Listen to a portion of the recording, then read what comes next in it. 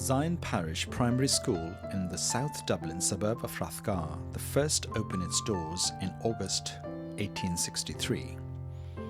Like Zion Church, the school was founded through a bequest in the will of John Gold, a Dublin stockbroker. 150 years later, thousands of children have passed through Zion, and the school has established a fine heritage in providing education in the RATHGAR area. Celebrating the school's 150th anniversary gives an opportunity to look back at the school's history, a fitting time to trace the developments that have brought it from the small beginnings to the flourishing educational community it is today. A chance to remember all those whose work and talents have contributed to the school over the years.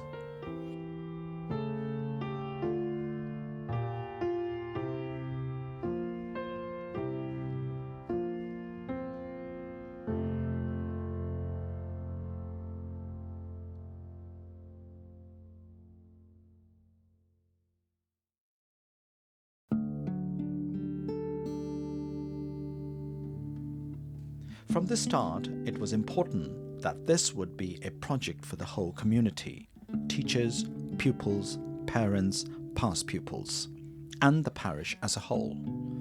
It was essential that the children would be able to play a really active part in the various activities, and that the anniversary events would be a memorable part of the educational experience during the year. Various activities were planned covering different dimensions of the school's life. A 150-year timeline to which each child contributed, the creation of a school archive to record resources, information, and images on the school's story. A book to tell both the history of the school and the story of the school today, particularly in this year's of celebrations, and activities involving areas like art, craft, sport, and literature. Some of these, like the timeline and the archive, can be added to in the future, so create a living, ongoing record of the school's story.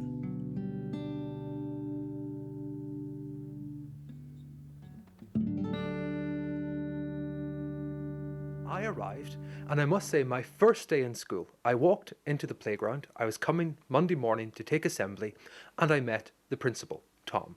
And he was coming, and I will not name names, but he had a child standing on each foot, holding onto his legs. And one of them was shouting, "Mr. Connaughty is a silly head." And Tom said, "The new rector's arriving, you can't be calling me a silly head." And the other one piped up, "But you are a silly head."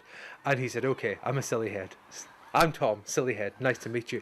And that has kind of been the tone and the tenor of the place. Not people being derogatory about Tom, but actually the informality, the fact that there's a genuine relationship in this place between the entire community, between teachers and pupils, between teachers and other staff in the school, and the relationship between the staff, the parents, and between the parents is something that makes this a very special place. You have a dual duty of looking after the parish as well as the school. Well, I'll just stop you there, Suraj, on terminology. Okay. Because my favourite little thing to say since I've arrived is not parish and school, but there is a parish. Okay. And the parish has within it a church and a school. Okay. And that isn't me trying to be in some way cast my web over the school in any sort of, terrible way. But it's to acknowledge that actually the community on this site is one.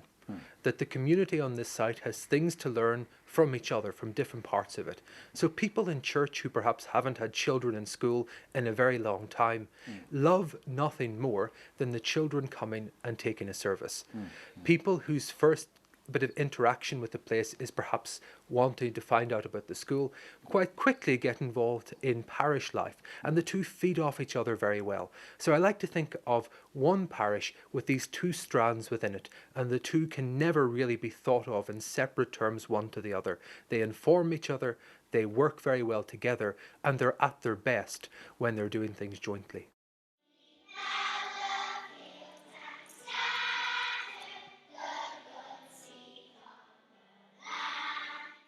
There's something very earthy about harvest, about the gifts that we've been given, about appreciating them, about looking at what we're passing on to the next generation.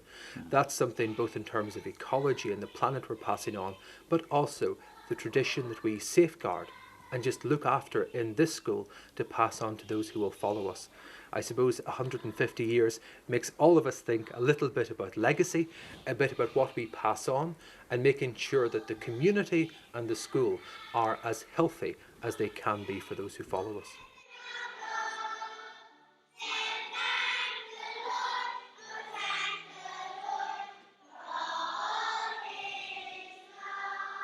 The school lives out not just a calendar year, but the school lives out a liturgical year. Not in any way that is meant to limit how the children think. We are very proud that we have children here from various denominations, various faiths, but that actually there is something we have in church that we can give as gift to the school, to the parents, and to those who meet us. And it's a very good way to punctuate the year. And the children enjoy it. I think they love to get their nativity play. They love to get out and to have a bit of a sing. And actually, from my point of view as the rector of the church, it's lovely that the children have the same sense of ownership over that church that they do over their classrooms. Who art in heaven, hallowed be thy name. Thy kingdom come, thy will be done on earth as it is in heaven. Our Father, who art in heaven, who art in heaven, hallowed be thy name. Thy kingdom come. Stop! Reverend James Stewart, we know that you are the first chaplain of this church. Stephen Farrell, we all know you, that you are the 9th rector of this church. Between you both, we have 150 years nativities. Let's celebrate the old and the new. Welcome to our show today. We hope you all enjoy our play. We're going to tell, in words that rhyme, a story long ago in time. Follow the star, not just wise men with gifts to share, but people helping everywhere. To your majesty we bring precious gifts fit for a king. Glory, hallelujah, to God's praise. Glory, hallelujah, honor. Thanks for what we have to know God's glory. All other special ladies burn. Glory, hallelujah. We loved it so much that we actually moved house to move to RATHGAR to be part of the school community and the wider RATHGAR community. We love the idea that RATHGAR is like a small village community within a larger metropolis. It has all the facilities, and particularly the church and the school for us is the epicenter of that. This year is a very special year for the school because we are celebrating the 150th anniversary. And you're actively involved in sourcing the material, researching, and now we're coming to an end. What was your experience like? Well, it started several years ago. I expressed my interest in being involved because of my previous family history and because of being here myself. I felt it would be a very interesting process to learn more about the school and more about the history of the school, and it has been extremely interesting. I suppose history has changed with the school, like the introduction of electricity, just how society has changed as well. Like the school got bigger and then it's got smaller again, and like it's just really interesting. I tend to photograph all of the events that happen with the school and some with the church, so I've contributed just in that way to it. But I would love to give more time to it, yeah. Sure. And I adored the play the other night, which was tremendous. I mean, to do that without props, just a blue door and the whole concept, and the kids writing the pieces, acting them out. recreating the history of Of 150 years. I didn't take my eyes off it, and it was fantastic right through, and I thought that was a real privilege to be there, to be honest with you. Perfect. In the context of the 150th anniversary, highlight of the year you've been involved, what 3 things you will pick up? Well, I have to say, because it's the most recent in my mind, is the drama night, which the children have participated in and been hugely involved in creating. What they performed, it was just an incredible evening, and I think every child absolutely shone through in their own little role, and it was really, really good.